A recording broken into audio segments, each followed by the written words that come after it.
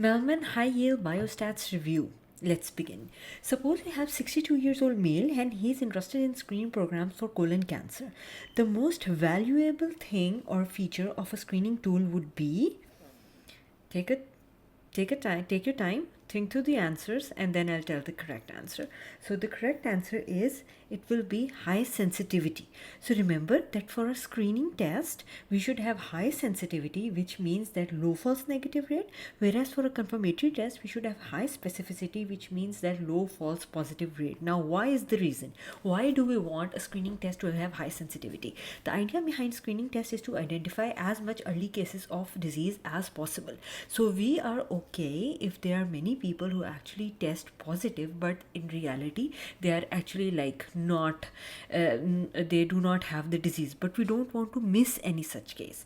Therefore we are saying that we have low false negative rate, so we are okay with having false positives, which means that we are okay with having a high false positive rate, but we want as many people who might have the disease to be diagnosed. Therefore we need a test that has high sensitivity, which means that we are okay with false positives, but we don't want any false negatives. False negatives is basically the patient had disease but was missed, so we don't want to miss anyone, rather we want to overdiagnose or over screen, right? So false positives are okay, whereas false negatives are not okay. So one easy way to remember this, for like how do we remember that what sort of rate should be low, is that for screening test we have high sensitivity, so sensitivity also has an n, and screening also has an n, and false negative rate also has an n. So all these n's together, that screen, high sensitivity, and false negative rate, they go together, and sensitivity is high. When the sensitivity is high, the false negative rate is inversely proportional to the sensitivity, right? Whereas or for the confirmatory test, we can also like memorize that as well. For the confirmatory test, remember it with C and P. So you can remember it with PC, or you can remember it with CP. I remember it with CP or clinical pathology, and then with the P comes the specificity, and with the P comes the false positive rate. So for a confirmatory test, the thing you should have high is high specificity, whereas the thing that you should have low, the inversely proportional thing, is the false positive rate. So remember with C for confirmatory, and remember with N for screening, sensitivity, and false negative rate, C for confirmatory, and P for specificity, and P for false positive rate. Okay, so we want to identify almost all of the individuals, and we don't want like anyone to be missed. Therefore we are okay with a high false positive rate, but we want the false negative rate to be low. Whereas on the other hand, whenever we want to confirm the diagnosis, we want to make sure that all the people who are actually like being tested positive are really positive. Why do we want that? Because now we are going to actually treat the disease, right? It has implications. We can't miss any person who really has disease, right? So for that, we want what sort of rate to be high? We want a false, we are not concerned about a false negative rate, but we are concerned about a low false positive rate. So people who don't have the disease and they actually test positive, that's drastic for them, right? So we don't want people to be like treated for no particular reason. Therefore we want a low false positive rate. Okay, and what is the type of test in which the values are very close to the real value? That is known as an accurate test. So for accuracy and preciseness, you can remember it with this diagram, where all these test results are present near the like the main dot or the bull's eye. This is known as an accurate test, where the results are closer to the real value. Whereas what is a precise test? Precise test is one in which the test results are just close to each other. It's not, they are not necessarily closer to the real value, but they are closer to each other. That's known as a precise test. Okay, question number 2. The survival of, there's a screening test that is devised for ALS patients, and because of that screening test detection, it appears that the ALS patients are like, they have increased survival by 2 months. What's the possible explanation of the findings? And the correct answer is D, lead time bias. Now the reason for this is that for lead time bias, just remember 2 words, right? Screening test and early detection. Whenever you have a screening test, and because of that screening test you do an early detection of a disease, which makes you think that maybe the survival has increased and there's no change in the disease course, this is known as a lead time bias. Whereas if you have a non-random sampling of the study participants, this is known as selection bias. If the variable that was being measured was like there was an issue with the variable being measured because you had faulty equipment, then this type of bias is called measurement bias. If the screening tool is detecting diseases that have longer latency period, for example, you have a lymphoma that is slowly progressive and you have another lymphoma that is very rapidly progressive, so we have the screening test, but the screening test will actually disease more cases of the slow progressing lymphoma. Why? Because like it has a protracted course, it is chronic, and it like the more people with the slow progressive lymphoma are actually detected. Therefore, this type of bias is known as a length time bias. Why? Connect this length to the length of the disease, that since the disease is chronic, therefore more cases are going to be picked up. For lead, connect this word lead to the screening test that is leading to early diagnosis, because the screening test leading to early diagnosis, there is no change in the disease course, it just appears that the people are living longer. Okay, so lead time bias and then the length time bias. Okay, and then if there's an external variable that affects the outcome, that basically affects both the dependent and the independent variable, the risk factor and the effect, and it causes a sort of a confusion, that's known as a confounder. Now, one example of confounder is that we already know that the association between alcoholism and alcoholic liver disease, right? So alcoholism is known to cause alcoholic liver disease, but there is another factor that comes into play if we find the association between heroin and alcoholic liver disease. What happens is that it appears that the people who use heroin also tend to have more alcoholic liver disease, right? And you can falsely conclude that, oh, the people who use heroin actually have alcoholic liver disease, which in reality, this is not the cause. And while this false association is happening because alcohol is also related to heroin, that alcohol users are also more likely to use heroin, and the people who use alcohol are also prone to have alcoholic liver disease. So in this situation, the alcohol is the confounder that is equally affecting the effect or the disease, which is alcoholic liver disease, and the cause or the risk factor, which is heroin. So the false association between heroin and alcoholic liver disease can be made because of the confounder, which is alcohol, right? So remember, for confounder is the thing that affects both the cause and the effect. Here the cause is heroin and the effect is alcoholic liver disease, and alcohol is related to both of them. So the confounder over here is alcohol and not heroin.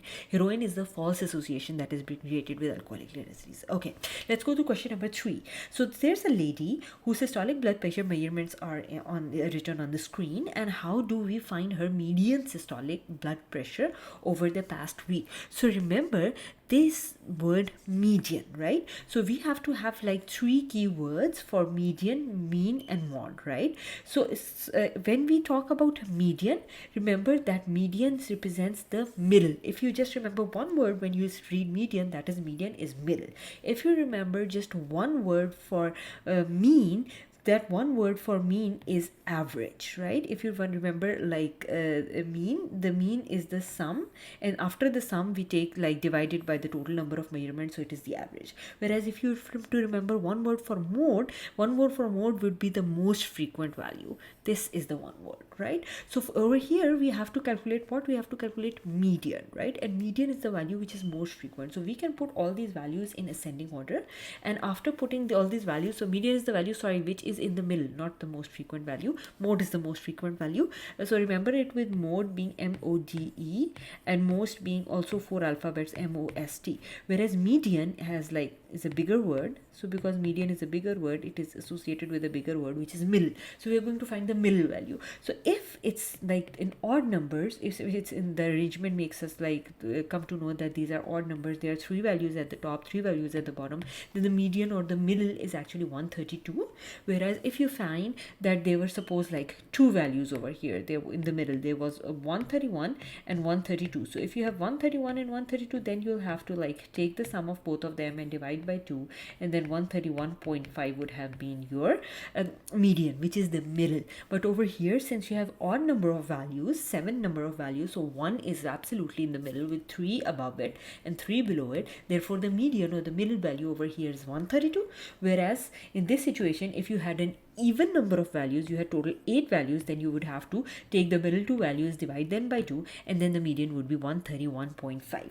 Okay, so just for a quick review of these 3 questions that we have done right now, I have also made some notes where the main concept behind each question is summarized, and I'm also going to put these notes in the I will link these notes in the video description, so you can easily download these notes, because sometimes you don't have time to actually like solve all these questions again and again. So as I'm solving the questions, I have made some short notes which you can like quickly revise before your test day, right? So let's go through the short notes again, and like while we are going through the questions one by one, we'll go through the short notes as well. So what does a screening tool supposed to have? High and low. So screening tool is supposed to have high sensitivity. Remember the N, it's high sensitivity, and what is it supposed to have? Low, false negative, right? A confirmatory tool, what is supposed to have? High specificity. Remember CP. And what is it supposed to have? Low false positive rate. So a screening test that gives you the false assumption that the survival has increased, this type of bias is called lead time bias. Bias due to non-random sampling is called selection bias. Bias due to faulty equipment is called measurement bias. If the screening test detects more long latency period diseases, this is known as, since there is long latency, this is known as length time bias. An external variable that affects both the outcome and the risk factor or the cause is known as confounding, like we saw in the example of alcohol. Okay, so median, one word to remember median is middle. Mean, one word to remember mean is average. Mode, one word to remember it is most frequent. Okay, let's go back to our questions.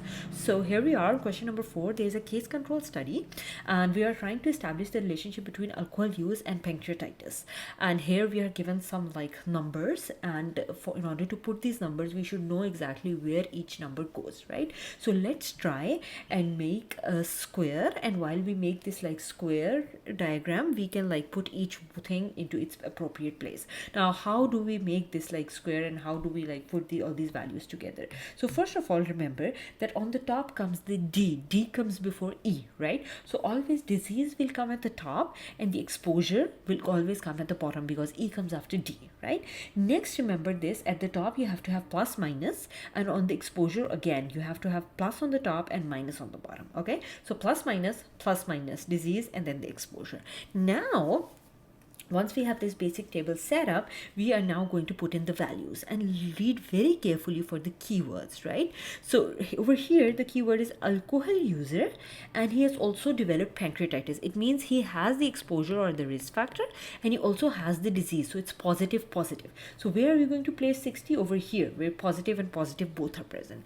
Next, we have that was 60. Next, we have an alcohol user. So the risk factor is positive, but did not develop pancreatitis, which means the disease is negative, right? So the risk factor would be positive, but the disease is negative. So we'll put it in the second box over here, 30, right? At the top right box. Then we have alcohol non-user, means the risk factor is negative, but the disease, he developed the disease pancreatitis. So minus positive, right? So minus positive, let's place it at the bottom, 40, right? Then we have another alcohol non-user, which means risk factor was not present, but he did not develop pancreatitis. So it's minus. So minus comes over here at the bottom, and here we will put the 70. Okay, so this is how you set up your table. And now our job, when we are done setting up this table, is to calculate the odds ratio. For this, you must know the value of odds ratio, and for this we are going to label these boxes. So the top box would be A, going to from the top to the bottom would be B, and then the next column would be C and D, right? And in order to calculate odds ratio, remember that the value odd tells you that it's going to be odd, and odds are, or the people who are odd are just single, so it's like 1. So we just take one value, we take A divided by B, and then the next value would be C divided by D. So what do we have over here for A divided by B? Look over here, that A is 60, and then divided by B, the value at the bottom, that is 40, and then C, the value at the top is 30, and then D, the value at the bottom is 70. So 60 by 40 divided by 30 by 70, when we rearrange it, that would make 60 into 70 divided by 40 into 30, and so our correct answer over here would be C, 60 into 70 divided by 40 into 30. And this is how you calculate odds ratio. So you must know how to set up the 2 by 2 table, and once you have set up the 2 by 2 table, you should know going from top to bottom A upon B and then C upon D. Okay, so this was about the question. But one key thing that you should remember for case control and cohort studies, let me explain it right now, that for case control studies, I remember it with a mnemonic. So it has two C's, right? So I remember it with a mnemonic C and C. Captain Carla, I call it Captain Carla, or you can say Captain, like whatever, Captain Carl, if you want to make it a boy. So CC, Captain Carl, and he had a doctor in osteopathy degree, right? DO, and I'll tell you why I've made the mnemonic CCDO, right? So CC is because two C's are in case control. And then the first D indicates that in case control, we always begin with the disease, the people who have the disease or who don't have the disease, and from the disease or no disease, we go to the risk factor, right? And then why is this over here? This O tells us that the calculation that we will do for case control would be odds ratio. So this is known as CCDO. Got it? Okay. And then for cohort, I remember it with cohort, I try to make the R sound longer, right? Why do I make the R sound longer? Because we have two R's to remember with cohort. Okay, don't mix it with case control. Okay, case control also has an R, but it has two C's. So remember case control with CCDO, but cohort with the R sound long, R sound. Why? Because in cohort, we start with the risk factor and then we go to the disease. So we have people who have the risk factors, such as some are smokers, some are non-smokers, and then we follow them for the development of lung adenocarcinoma. So this is known as going from the risk factor to the disease, and this study is known as a cohort study. And then the second R, remember I put two R's over here. The second R tells us that the calculation we are going to make for cohort is actually a relative risk, right? And I told you over here that for odds ratio, people who are in odds should be singles. Therefore, we are just going to take a single value and say A divided by B divided by C upon D is going to be odds ratio. People who are relatives are normally like present in pairs. So you have to have someone else to be your relative, right? So for that, it means that the calculation for odds ratio would be something like A divided by A plus B and then divided by C upon C plus D. So over here, the denominator is present in the form of relatives or pairs, right? So A divided by A plus B divided by C upon C plus D. So I hope this makes sense, and let's do a quick review. So how do we calculate odds ratio? A upon B divided by C upon D, and here is the 2 by 2 table.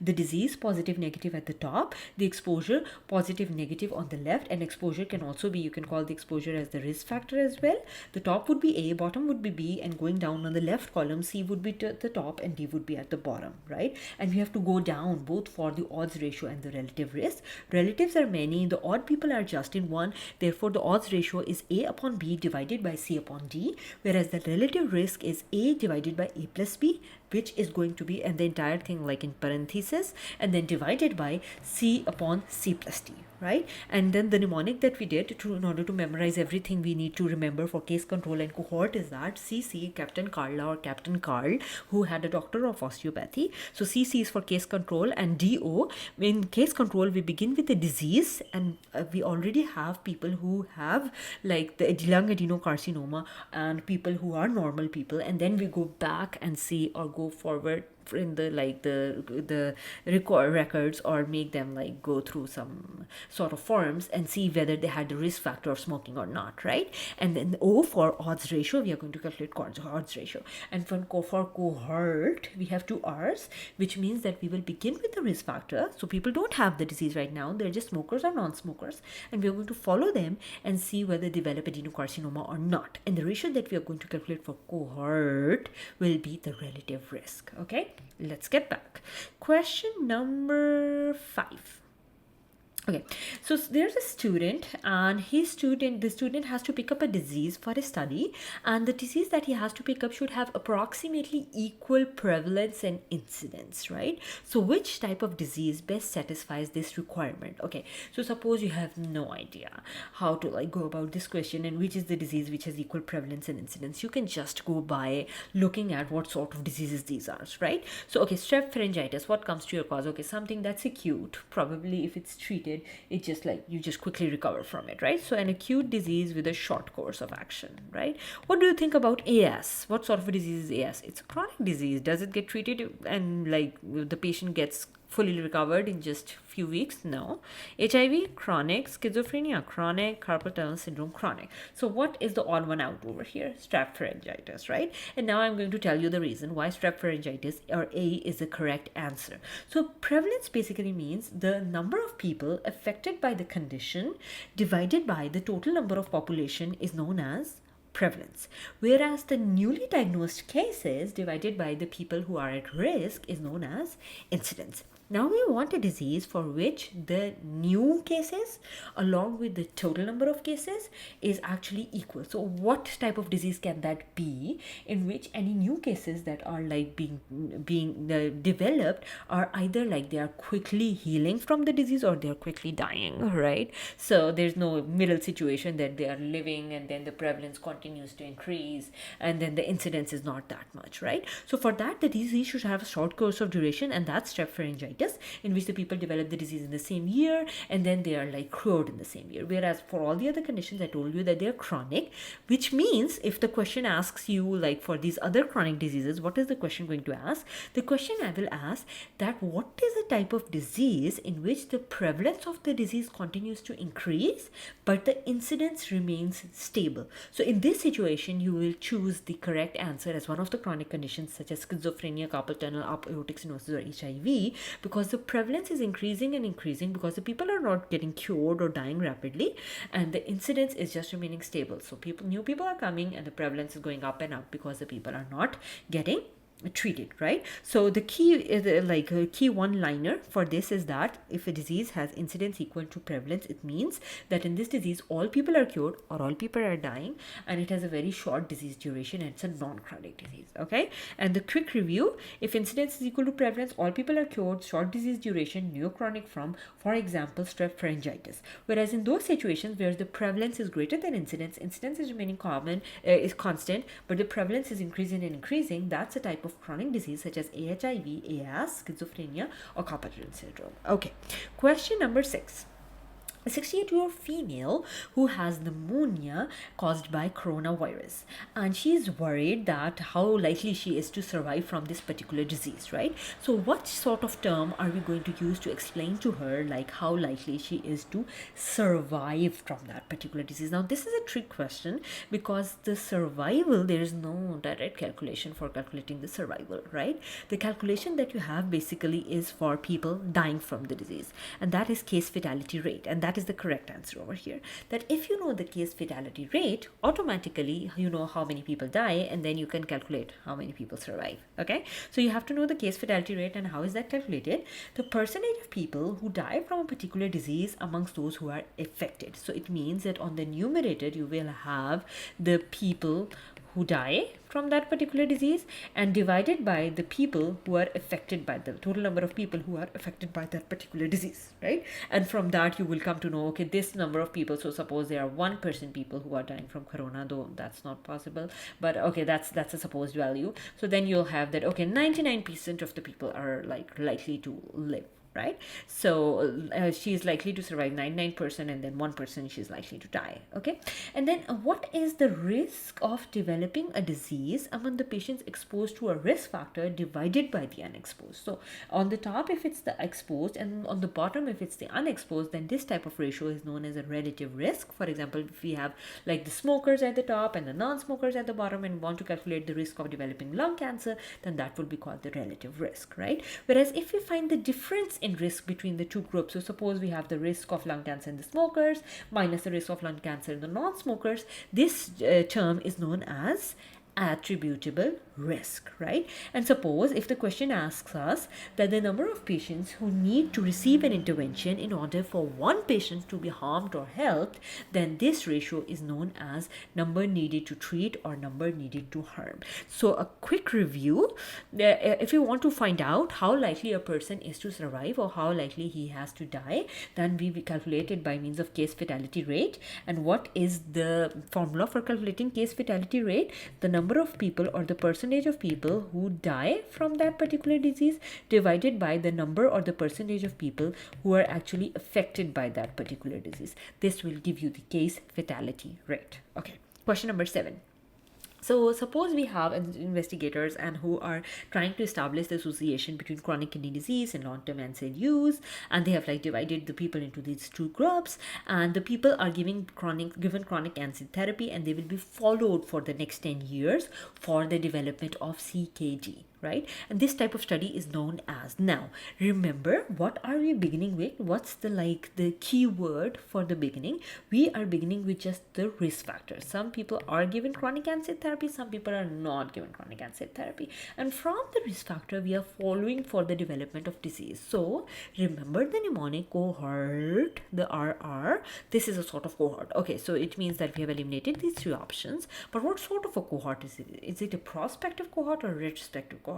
If we are starting this research right now and we're going to follow them in the future, so this is known as a prospective cohort. Whereas if we were to follow them in the past, we will go to the medical records and go to a time in the past, and from the time in the past see who was exposed and then follow them. That would be a retrospective cohort. So the correct answer over here is A, a prospective cohort. The two groups based on the exposure of risk factors, and then they are followed for a period of time for the development of disease, is known as prospective cohort.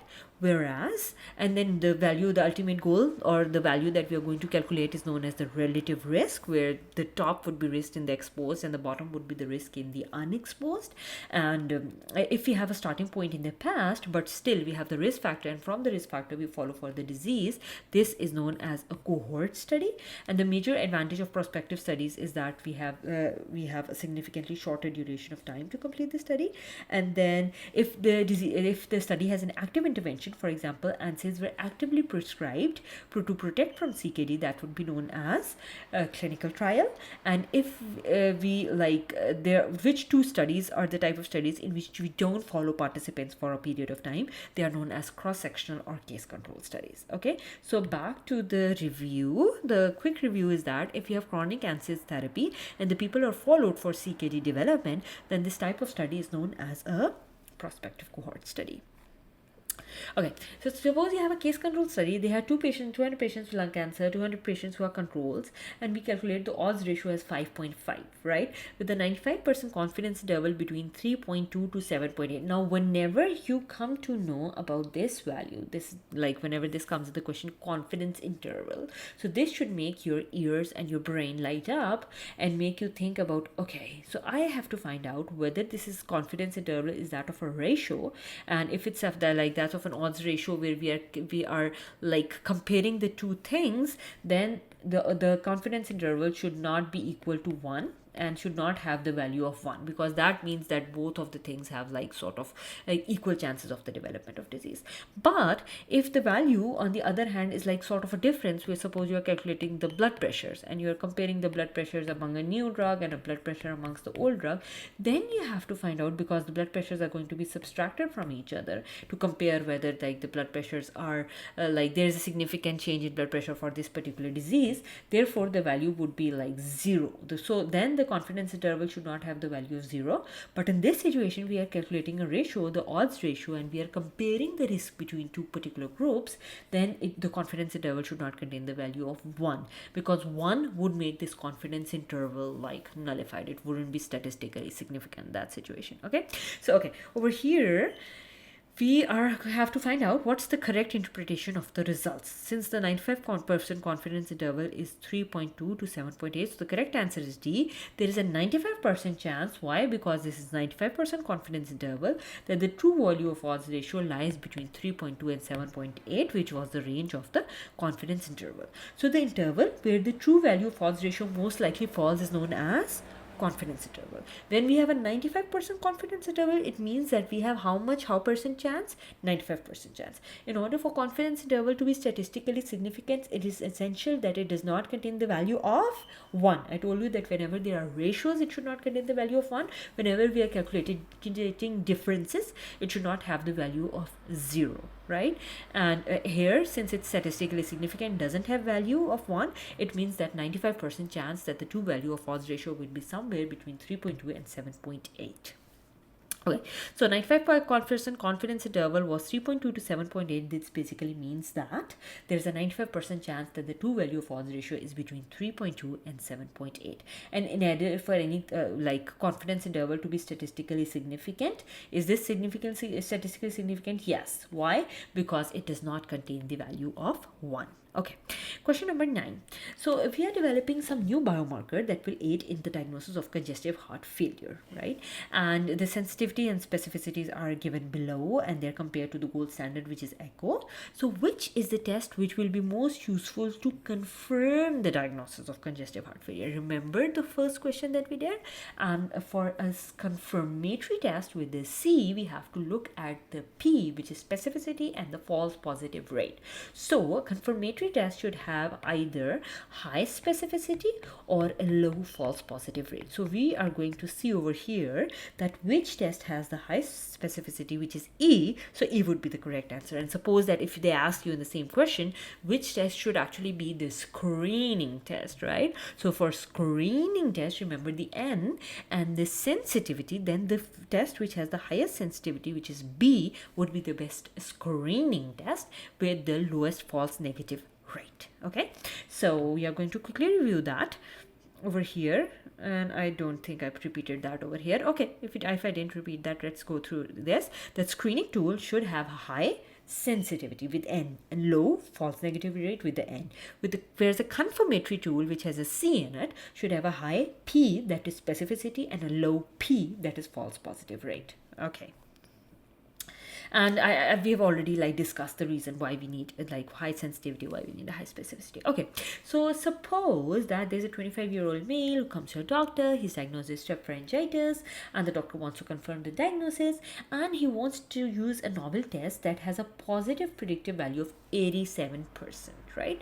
Which of the following best explains the meaning of these findings? What finding? That the positive predictive value is 87%. What does that mean? Right? So the correct answer over here is that the B, there is a 13% chance that the patient does not have the disease. Now, how did we calculate it? Let's go through the principle and then I will come back over here. What does basically positive predictive value or negative predictive value mean? It basically means that once the test is positive, the patient actually has a positive test, what are the chances that this patient actually has the disease? So for a positive or a negative predictive value, we actually begin with the test. For negative predictive value, the test is negative, and what are the chances that the patient does not have the disease, right? Whereas for positive predictive value, the patient actually has a positive test, and now what are the chances that the patient actually does have the disease, right? So over here, the positive predictive value was, remember, 87%.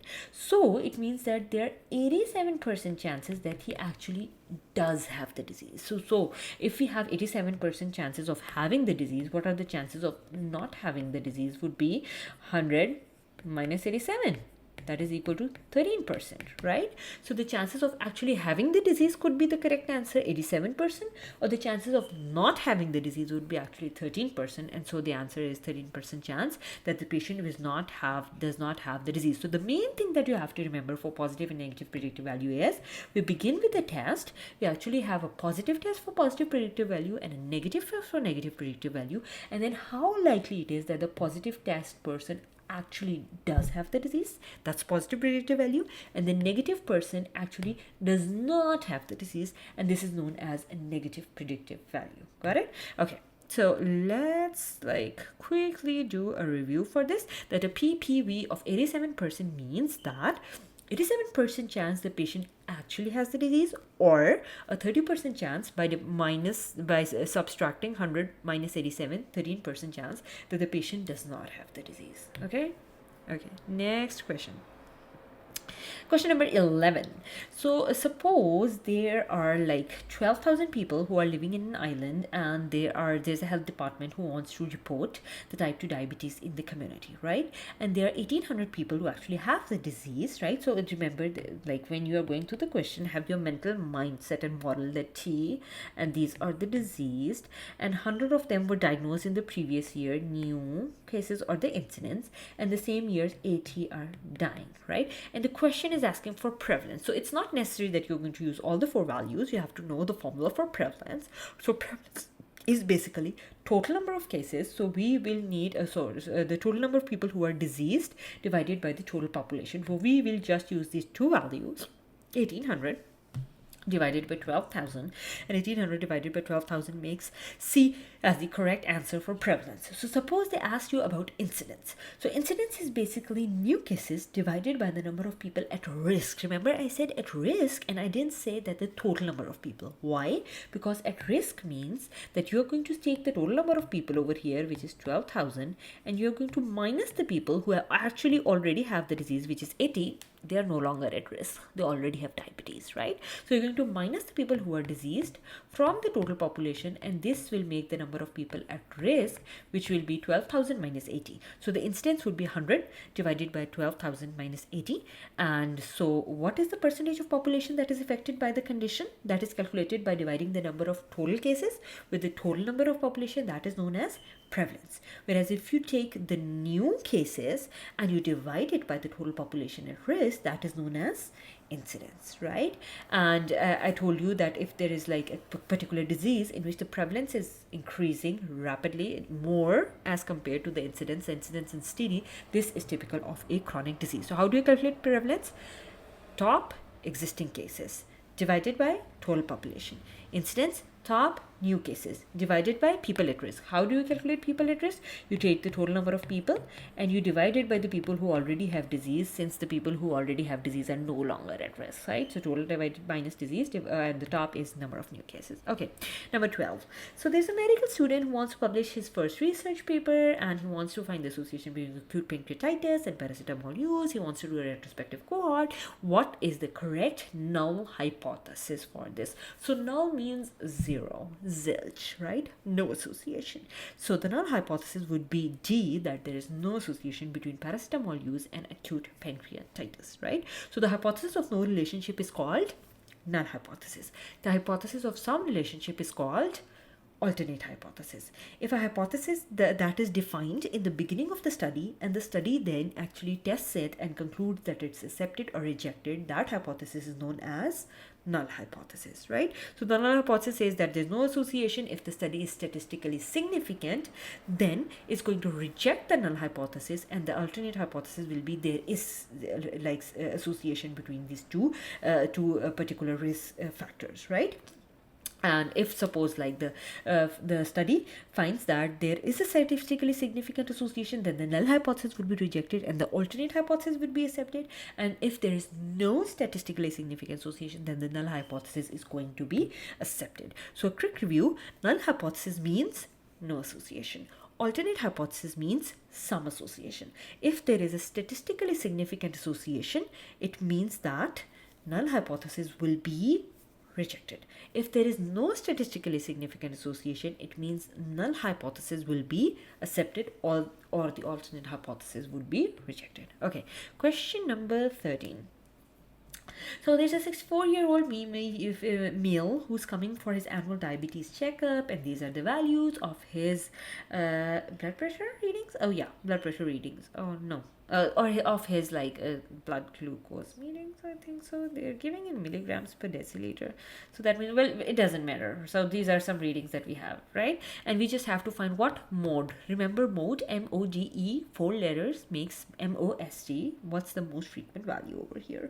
So the most frequent value that I can see over here is 108. So the correct answer would be G, 108. So remember the 3 keywords that we have done. I don't think that we have a review, but okay. The 3 keywords would be mode means most frequent value, mean means the average, and median means the middle. So okay, there's a new drug for the treatment of Alzheimer's that increases the average survival rate by approximately 2 years. So this is treatment, not prevention, and the survival rate is increasing.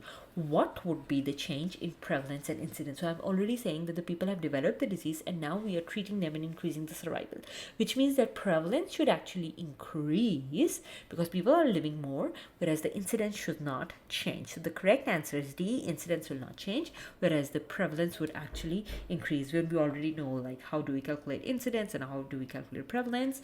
And let's do a quick review that if a drug increases the survival, that means what happens to the prevalence? That will increase And what will happen to the incidence? That would have no change. So suppose you have another drug that you develop, or some other sort of modification, such as you change some risk factor, right? So you have something that prevents the disease from occurring. In that situation, what would happen to the incidence and the prevalence? Both of them would go down. Okay.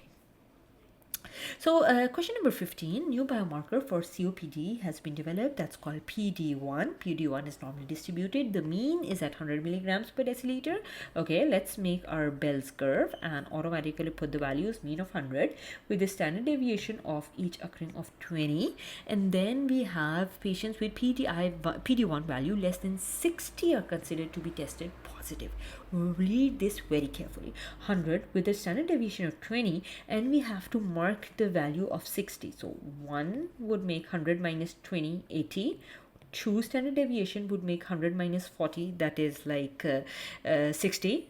So 60 would be 2 standard deviation. And remember the formula for like standard deviation, I remember it by 68, 95, 97. That's 99.7, sorry. 1, 2, 3 standard deviation. So it means that 2 standard deviation, below 2 standard deviation, people are tested positive. What is 2 standard deviation? This is 1, this is 2.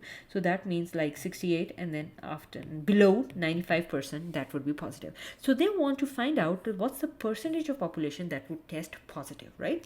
So when you have like 2 standard deviations like this, that would be 95. That makes this remaining like third standard deviation on both sides to be 5%. And since they are saying over here that the people who test like below this value of 60 to be positive, not above it, it means that above we are going to divide this 5% into two parts. 2.5% would be above 2 standard deviation, and 2.5% would be below the standard deviation. So the percentage of population that would test positive would be 2.5%, and the correct answer is B. So remember these three values: 1, 2, 3 standard deviation makes 68. 2 standard deviation makes 95, 3 standard deviation makes 99.7. So if we have 68% and we have to divide it equally on both sides, so both sides would be 16%. If you have to divide it, that would be 8% on one side and 8% on the other side. Here you can see it in the form of a graph where I've divided it. Like 68% is one standard deviation, then 16% is like total on both sides, and on one side that would make it 8%, right? And if we have like 95%, 2 standard deviation on both sides, like total it would be 5%, or individually it would be 2.5%, whereas the remaining would be 99.7%, and that would just make like 0.3%, and then you can divide the 0.3% divided by 2. Okay, so 1, 2 and 3 standard deviation, remember step up: 68, 95, 99.7. 68 is going to be divided into 32% on both sides. I made a mistake about that. 16 and 8, I'm sorry about that. 68% basically means 32% on both sides, or 16% on one side. 95 means 5% on one side, or 2.5% on both sides. Okay, sorry about that. So number 16, researchers who are investigating the relationship between smoking and mantle cell lymphoma, and at the end of the study they determined the relative risk of developing mantle cell lymphoma in smokers over 10-year period is 1.12, and the 95% confidence interval is 0.98 to 1.18. What is the conclusion that can be drawn from it? So remember, I told you 95% confidence interval should ring the bells and whistles. Do I look for 1 or do I look for a 0, right? In this situation, there is a risk between, of course, the smokers and the non-smokers, so we will have the value of 1. If the confidence interval of value is 1, it means the results are not statistically significant, and it means that there is no association. So 0.9 to 1.8 automatically has 1, so it means that our answer is A. No significant association was found in this particular situation. Okay, so we've already discussed 95% confidence interval. We've already discussed if the relative risk is equal to 1, it means that the association between the variables does not exist, right? If the relative risk is greater than 1, then the association actually like exists, and if the confidence interval contains the value of 1, it means that there is no correlation, the study is non-statistically significant. So okay, let's go to this, that if the relative risk is 1.12 and the 95% confidence interval is this, it means that no significant association was found if the relative risk is equal to 1. And we'll do another question in which we'll figure what will happen if relative risk is greater than 1 and what will happen if relative risk is less than 1. Just remember, for now, relative risk equal to 1 no statistical significance. If confidence interval has the value of 1, that means no statistical significance. Okay, we have another group of researchers, and they are looking into developing a treatment protocol for carcinoma of the gallbladder. They are finding some chemotherapy regimens, but the problem is that the gallbladder cancers are actually very rare. There are 2 gallbladder cancers over there per year. So what type of study can be used for a rare disease? A clinical trial? Don't have enough cases. Meta-analysis possible, we'll come back to it. Case report would just be one case. Cohort needs a lot of cases. And biased, why would you do a biased study? So the answer is B, meta-analysis. Why?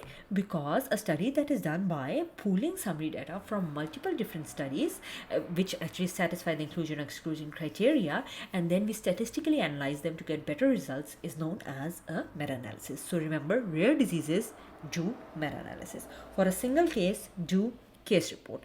For the pooling of data from 20 different centers, do meta-analysis. For comparing the incidence of an effect between people who are exposed and those who are unexposed, right? So you have the risk factor, and from that you're going to calculate the disease, do a cohort study. So bias studies are actually a study that has an error in it. It can't be interpreted, and the results of the study do not correspond to like actual values. So quick review that for rare diseases, what should you do? You should do a meta-analysis. 18. Question number 18. A study was done to compare the effectiveness of new diagnostic tests for asthma as compared to the gold standard. Now we have how many? We have 100 patients with confirmed asthma. We are going to make the 2x2 table again. Remember, the top means disease, positive, negative. So in this situation, it's slightly different. Why? Because we have a new diagnostic test. We don't have the exposed versus the unexposed things, right? So we have just like this new diagnostic test. So when we have the new diagnostic test, again, D comes before D. So D, the disease remains at the top, and the T, the test goes to the left, right? Or the bottom. Okay, so positive, negative, positive, negative. Now, read carefully. 100 patients who had confirmed asthma undergo the test, means the total number of patients were 100. Okay, then we have 56 of them actually tested test positive, right? So total of 100, 56 testing positive, like the positive. So put the 56 at the top, the people who have the disease and also test positive, right? Then we have 100 patients who don't have asthma. Put that 100 at the bottom. Total number of patients who don't have the disease, 100. Then amongst these 100, 12 of them have a positive result. Non-diseased, so no disease, minus, but the result is positive. Over here, put the 12. And then by subtracting 100 from like 56, you have 44. And subtracting 100 from 12, you have 88. So you have the table now ready. What is the positive predictive value? So there are 4 very important things that can be calculated from this table, of this 2x2 table of disease versus the test results. And I am going to tell all 4 of them to you first, and then we can calculate one by one all of them. Okay, so remember this. So again, a quick review from this table: disease at the top, positive, negative; test at the bottom, positive, negative, right? The totals are at over here at the bottom, and we just like fill in the table. How do we fill in the table? And like there are 4 particular values that you have to remember for filling the table as well. So when we have a positive, people have the disease and then they also test positive, means that this is a true positive. The people are actually diseased and testing positive, right? Whereas if the people don't have the disease but they test positive, it means they are false positive. Now, how do you remember? I remember it simply by this, the association. The positive people always remain at the top of negative people, right? The positive people always win, they are superior, they go further in life, right? So positives are at the top, true positive and false positives both at the top, but the positive makes true positive at the top left corner. Then coming to the bottom, I already told you, negative people always remain at the bottom of the negativity pit in life. Therefore, in the 2x2 table, negative comes at the bottom, right? So negative is at the bottom. Then we have false negative and true negative. When is true negative going to be the case? When both of the things are minus. Disease is minus and the test is also minus. That's true negative, and the other one is just false negative. Okay, got it. Okay, now we are going to calculate 4 values from this, right? And listen very carefully, because this is going to be repeated many times. If you get these 4 good, you're good to go, right? PPV is positive predictive value. The way I remember by calculating positive predictive value is that like things are positive, therefore they are going to the right. right? So we are going to go to the right side of the table, right? Maybe that's like my right side, my right hand, but we're going to go to the right. So we will take this value of 56, right, at the top, and then we will go to the left with this value of like 12. So the calculation for PPV would be 56 divided by 56 plus 12 is equal to, or you, if you want to memorize it like that, that would be like true positives at the top divided by true positives plus false positives. Or you can just remember like me, PPV going to the right, right? And then like add up and then like take the true positive and then divide it by the sum of the left and the right value, okay? Then for the negative predictive value, since it's negative, so negative people go to the left, right? So now you have to move from the true negatives, take the true negative and then go to the left, right? And take this value of 88 to the top and then 88 plus 44 at the bottom. So this is equal to true negative divided by true negative plus false negative, okay? So PPV is calculated going to the right, true negative NPV is calculated going to the left. Now we are left with two things, specificity and sensitivity. Now how do I remember it? I remember specificity by spur or going up. So you can remember it by SPUP, but SPUP is a weird word, but I remember it with spur, right? So spur is basically going up, right? And I remember sensitivity by send. Send is basically going down, right? So how the elevator says going up, specificity.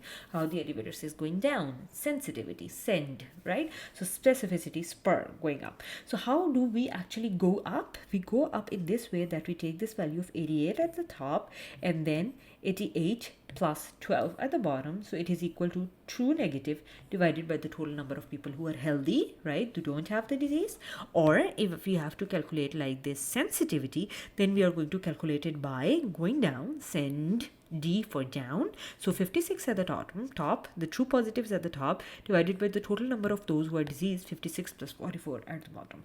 That's how you calculate all these four values, and that's how we calculated the positive predictive value over here, 56 divided by 56 plus 12 over here, and the answer is C, 82%. You can do the calculation on your own time. Just remember this 2 by 2 table. Okay, and now let's do a quick recap from my notes, right? So disease at the top, positive, negative, test at the left side, positive, negative, right? And we are going to calculate like these four ratios, and I forgot to put like these names for these boxes, and I said that remember the name for negative would be true negative, and negatives are always at the bottom, and the value for positive would be true positives, and positives are also always at the top. So true positive and then false positive, true negative and then false negative, okay? And then I told you, just remember is PPV is going to the right, right? So therefore you will make it A divided by A plus B over here if you're calling this value B. But just remember you're going to the right. It doesn't matter if you find like A plus B or whatever value. Just remember it's going to the right, right? Okay, and then NPV is negative, so it's going to the left. So over here it would be D divided by C plus D. Okay, and then I remember I told you spur or going up, right? So specificity is going up, so that would be D divided by B plus D, or D or two true negatives divided by the total number of people who actually don't have the disease, the healthy population. Sensitivity, remember send, we are going to go down, therefore the calculation would be A divided by A plus C. That's sensitivity. Okay, so we have revised all these four values from the table, and I hope this is clear for now, and you will be able to again like just plug in the values, and these should be your answers. PPV 82%, NPV 66%, specificity 88%, sensitivity 56%. Try to forget these values, calculate them on your own, and then like try to find them, that whether your answers are correct or not. Okay, the probability. Now let's go to the theoretical values, because sometimes like they can tell you that calculate the positive predictive value, right? Simply, and then you just have to calculate the positive predictive value. But sometimes instead of saying that calculate the positive predictive value, they can just ask you in the question like vaguely, what is the probability that the person who tests positive actually has the condition in question? And now you are like, okay, what do I have to calculate? Like this long statement, I have no idea. Remember what we discussed previously. If the test is positive and you want to calculate how many people actually have the disease, that is known as positive predictive value. So even if they don't say PPV in the question, they say probability the person who has tested positive and has the disease in question, it means you're going to calculate positive predictive value. And then if the question says that the probability that the person who tested actually negative, so the test is negative and he actually does not have the disease, makes it negative predictive value. Okay, so then this way you can calculate the positive and the negative predictive value. Now comes the sensitivity and the specificity. So remember, for sensitivity and specificity, we are going to begin with what? We are going to begin with the disease, right? For the sensitivity, remember, for the sensitivity, and there's another way how I remember sensitivity and specificity. I remember specificity by SP, so pH, and I remember again sensitivity by the same mnemonic, send, right? So sensitivity is for the diseased people, right? If a person has a disease, what are the chances that this person would test negative? So he already have the disease. The chances that he would test negative is what is sensitivity, right? And for specificity, the person already is like healthy. Healthy means he does not have the disease. And what are the chances this person would be testing positive, right? So they can, instead of saying calculate sensitivity and specificity, they can just say probability that when the disease is present, it means that the patient has the disease. Over here, the patient will test positive. You have to calculate sensitivity. And if they say that the disease is not present, the disease is absent, and then the patient will test negative, sorry about that, disease test positive, this will test negative, then this means that they are asking you what? They are asking the specificity, and go to the 2x2 table and then just calculate the sensitivity and specificity from there. But the main thing that you have to remember, if like I were to sum these 4 things right now for you, because they're going to come again and again, and this can be asked in the questions as well, that for PPV and NPV, we begin with the test. So either the test is positive for PPV, or for the NPV, the test is negative. And then from the test, we find, okay, if the test is positive, how many persons actually have the disease, or how many people actually negative. If the test is negative, NPV, then how many people actually don't have the disease. But for specificity and sensitivity, remember send, right? So we are going to begin with the disease. For sensitivity, how many people actually do have the disease, and for specificity, how many people actually don't have the disease, right? So we begin with the disease, that the person has the disease or doesn't have the disease. And now what are the chances that the person who has the disease will test positive and the person who doesn't have the disease will test negative? This is known as sensitivity. This is known as specificity. I hope I made it clear. And let's see if I have summarized it anywhere over here. If I have not summarized it anywhere over here, what I'm going to do is that, I have summarized it over here, right? So sensitivity basically means we are going to begin with patients with the disease, right? And then we will see how many patients tested positive. Specificity means patients are healthy, right? They are without the disease, and how many of them would be negative. So we will be, for sensitivity and specificity, we will begin with what? The disease. For positive and negative predictive value, we will begin with what? We will begin with the the test. PPV, patient tested positive, how many actually have the disease? NPV, patient tested negative, how many of them actually do not have the disease, right? Okay. So, and what is the negative predictive value? Okay, that's easy for you now, since you've already gone through everything. You can easily calculate sensitivity, specificity, everything. Okay, study is done. So we have a study that is going to assess the relationship between analgesic use and congestive heart failure. 1,000 cases of congestive heart failure, 1,000 controls. They're asked to fill a survey, and then we find out that congestive heart failure development is closely related with analgesic use, and the odds ratio comes out to be 3. Right? What is the factor that needs to be concluded before we conclude that such association exists? So for this, just remember first of all that the people did what? They filled a survey. Whenever they are filling a survey, they are using their memory. And whenever they are using their memory, you have to address B, recall bias, right? So studies done by asking the patients to fill a survey, they're prone to what is known as recall bias, right? Why? The patients who are actually affected by a disease, for example, I always remember this case that the moms who actually have a baby who developed a neural tube defect, they are more likely to remember that they didn't take folic acid in pregnancy, whereas the moms who actually whose baby is healthy, they might not actually have taken folic acid, but they don't remember it that well, right? So the people who actually have the disease actually tend to over-report as compared to controls. Whereas if we have improper selection of participants, that is known as selection bias, right? And how do we control selection bias? By matching for age, gender, and social status. And if a variable, it affects both the risk factor and the effect equally and significantly changes the findings, it is known as confounding factor. If there's faulty equipment or inappropriate data methods, collection methods, this is known as measurement bias. If the researcher has their own strong beliefs that he believes the association exists or doesn't exist, this is known as observer bias, right? And then a quick review, if the people are asked to do a filler survey, then what do we have to remove? We have to remove recall bias from it. Question number 22. New study is developed to confirm like Hodgkin's lymphoma, and let's go to the end. What do we have to calculate? Because we can see numerous values over here. We'll have to again make a 2x2 table. The thing we have to find right now is true positive, false positive, sorry. So make your 2x2 table, the disease at the top, positive, negative, test at the left, positive, negative, and then you already know that true positive means two positives together, and true negatives means two negatives together, and then negatives stay at the bottom. So you have to calculate this value over here, the false negative, and positive stay at the top, so the false positive is at the top. Now one by one go to the values and divide them. Okay, 1,000 patients were tested, so it means that the total number of patients that we have is 1,000.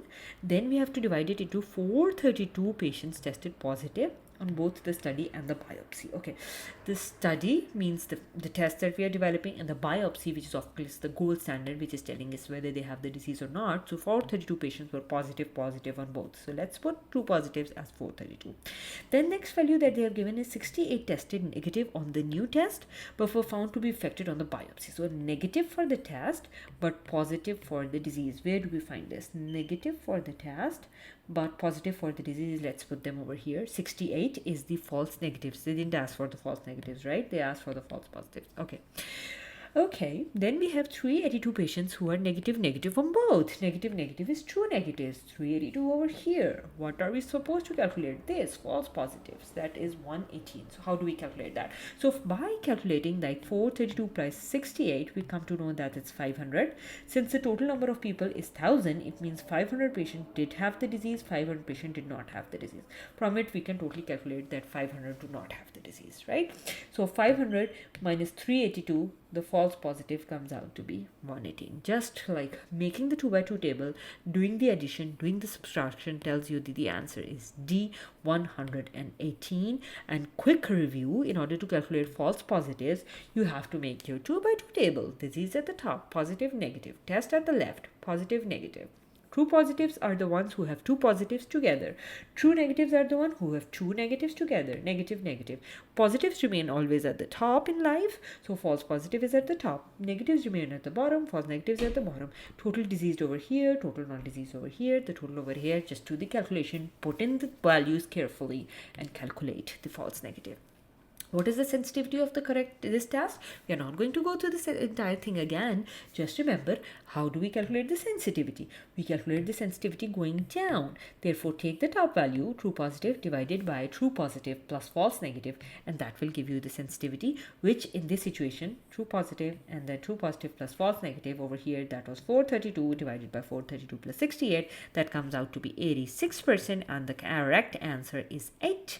Which of the following conclusions can be reached about the new test? So you already know that the sensitivity of this test is 86%, right? So what is the conclusion that can be tested from this? The conclusion is that it identifies the majority of people with Hodgkin's lymphoma. Remember what we said? We said for a screening test with an N in it, it should have high sensitivity. So 86%, it's not an ideal world to have 100% sensitivity, but 86% is a pretty high sensitivity. So it means that this is a good screening test, and this can basically identify the majority of people who actually have Hodgkin's lymphoma.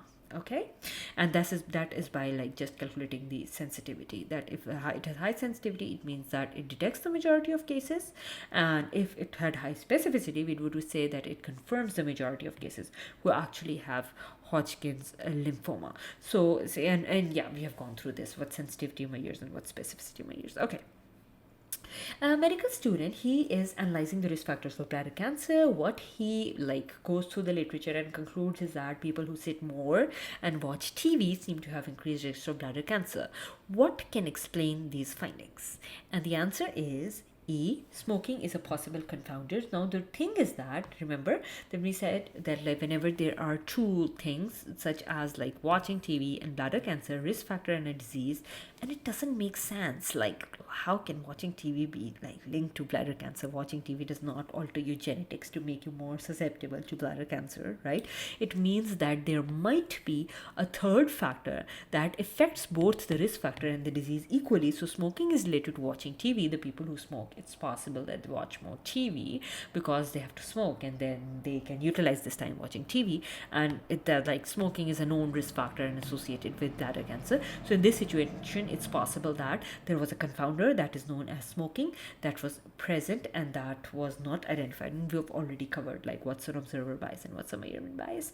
And then we have a 75-year-old male who has had operative management of severe osteoarthritis, and he has like he expresses serious concern about the possibility of developing severe bleeding. Okay, now we have another calculation. So from the procedure, we know that 20% develop significant bleeding, but from those who develop significant bleeding, further 5% have significant bleeding. Okay, now how do we calculate this? We calculate this 20% basically means that 20, if we have like 100 number of patients, then it means that 20 are going to develop significant bleeding. And from the 20, we have 5 upon 100, which is 5% develop severe bleeding. And we have to calculate the risk of, what's the keyword? Severe bleeding, right? So 20 divided by 5, 21s are 20, 25s are, and 5 cut off. Okay, so out of every 100 patients, there is one person who is going to develop severe bleeding. So that makes it either 1% on 1 out of 100, which is the correct answer, which is T over here, right? And so in order to like quickly review what we have studied by far, that if we have watching TV and bladder cancer and that appears to have false association, it's possible that smoking is a possible confounder that affects both the risk factor, which is watching TV, and the disease or the effect, which is bladder cancer.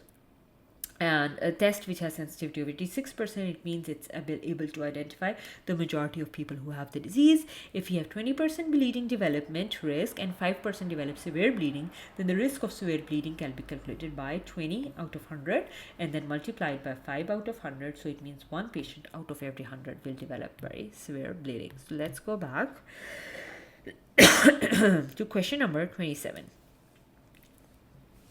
We have a 63-year-old male, and he has incidentally been discovered to have elevated PSA, and the physicians explain that he will need further testing and he will need prostatic biopsy. And what makes prostatic biopsy a good test to confirm the diagnosis? Remember C, confirmation, and with C, remember P, specificity. It should have high specificity, or the P, it should have low false positive rate. Any of these which you can find over here, P for specificity, not preciseness. Okay, so C is highly specific, so the correct answer over here is C. And you already know it was a screening test. Then with the N, it would have high sensitivity, which basically means that it would have low false negative rate. And yeah, we have the review over here. Confirmatory test should have high specificity and low false positive rate with the P's in them. And remember the CP for clinical pathology, and the test is negative. And what does like false positive specificity basically means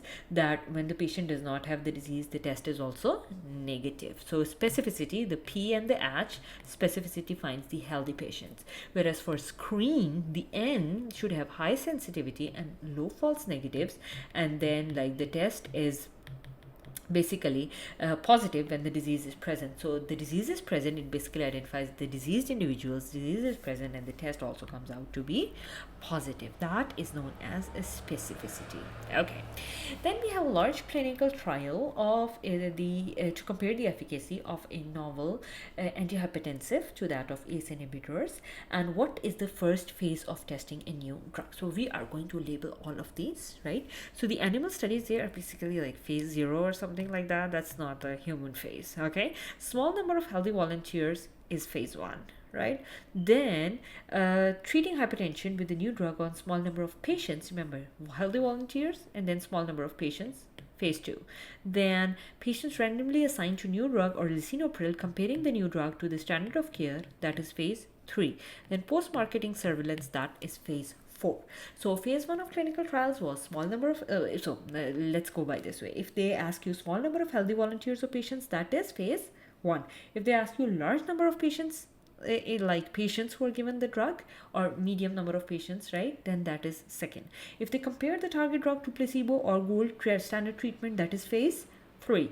If it's surveillance after treatment and it is approved in order to like detect rare or long-term effects, that is phase 4. And the thing that leads the drug to be withdrawn from the market, that is phase 4. Quick review. Small number of healthy volunteers given the drug, phase 1. Large number of not healthy but diseased people given the drug is phase 2. Comparison of the drug to placebo standard treatment is phase 3.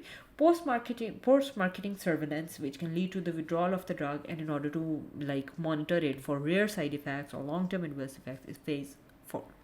Okay. Question number 29.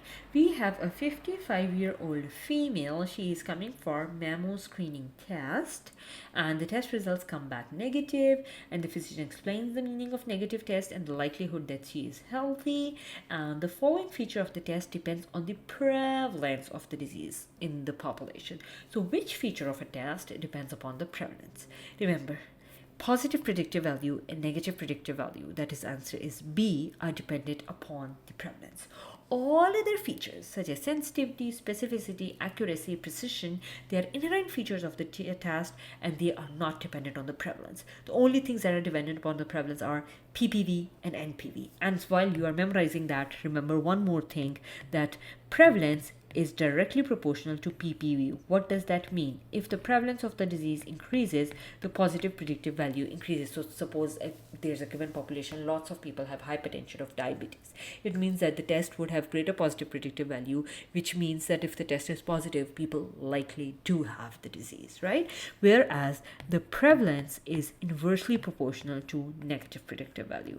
What does that mean? If we increase the prevalence, it means that the negative predictive value of the test goes down, which basically means that if the disease is very prevalent and the test comes back as negative, there's a low likelihood that the patient actually does not have the disease. So the likelihood that the patient does have the disease is more, but if the test is negative, the likelihood that the patient doesn't have the disease is actually low. So these two are inversely proportional to each other, right? So the two factors that actually depend on the prevalence are PPV and NPV. PPV directly proportional to prevalence, NPV inversely proportional to prevalence, okay? And all the other things are actually like just the inherent value qualities of the test, which include like sensitivity, specificity, and then the preciseness as well as the accuracy, and we've already discussed all of them before, right?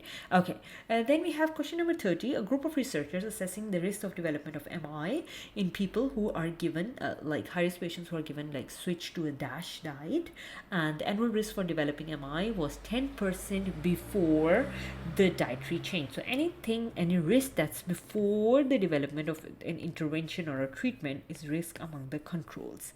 And then after that diet or treatment or drug is started, the risk after will be called our treatment, right? So what is the absolute risk reduction? Just remember the question could also be relative risk reduction. So we're going to like compare the two, and the question could also be a third thing which is known as number needed to treat.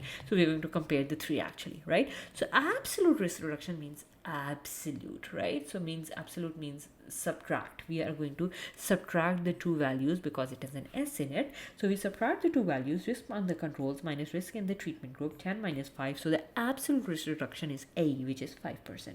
Whereas if we had to find the relative risk reduction, right? So for the relative risk reduction, how many R's do we have? R, 3 R's. For absolute risk reduction, how many R's do we have? 2 R's. Therefore, in the formula, we just have 2 R's, which we have to subtract from each other. For the relative risk reduction, we have 3 R's that we have to divide.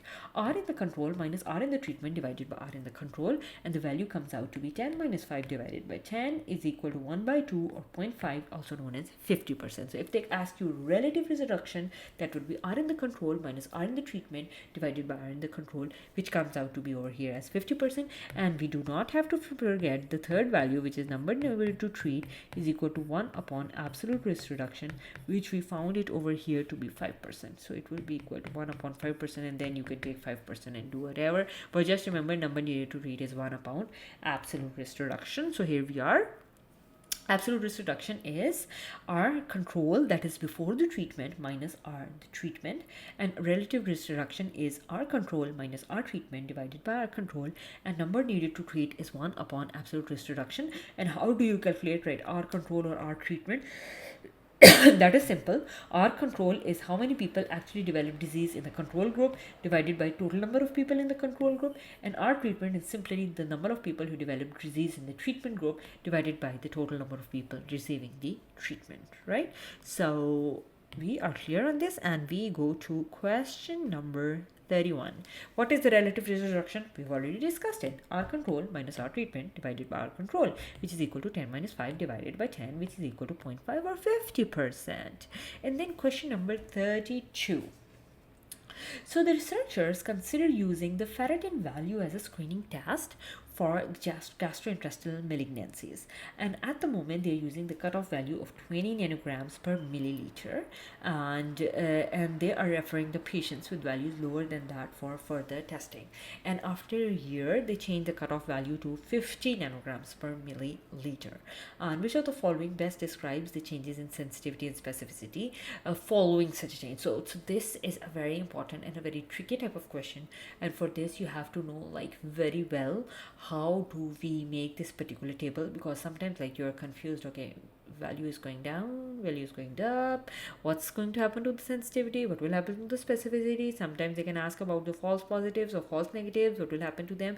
So just be very careful, follow me along, and you can understand this easily. Okay, so first thing that they have mentioned over there is that the value for cutoff is 20 nanograms per milliliter.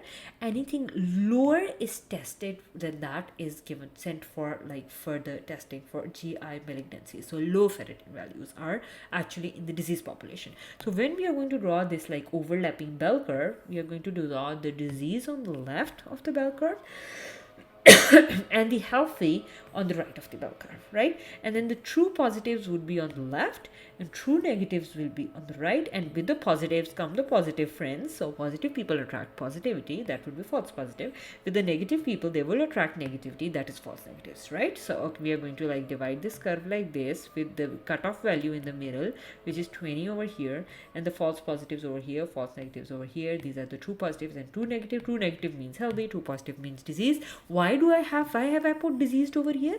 Because they told me that anything lower than 20 is being tested, right? So that's the disease thing, either false positives or either they are true positives that they do have the disease. Okay, now the question says that we are going to change the value from 20 to 50. Okay, so this is in the middle over here. These are the false positives, these are the false negatives, and we're going to push the value from 20 to 50. We're going to push the value to the right? And here we can see that these are the two people who are like in the tug of war, false positives and false negatives, that are like fighting each other. So if this line goes over here, it will push the false negatives and will make the false negatives goes down, and the false positives will be happy, yay, right? I am pushing them and winning this pushing game, right? So false positives would be happy and go up.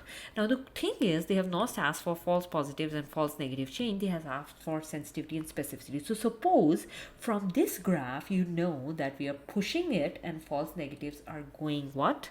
False negatives are being pushed and going down, and false positives are being victorious and pushing the other person, they are going up, right? If you know that from these two, can you calculate the sensitivity and specificity? Remember the thing we just discussed in the right beginning when we were doing the screening and the confirmatory test, right? I told you the N for sensitivity and N for screening and N for sensitivity. So I told you that it's inversely proportional to false negative, right? And I also told you for the CP, confirmatory test, and specificity, I told you it's inversely proportional. So if the false positives are going up, it means specificity should go down.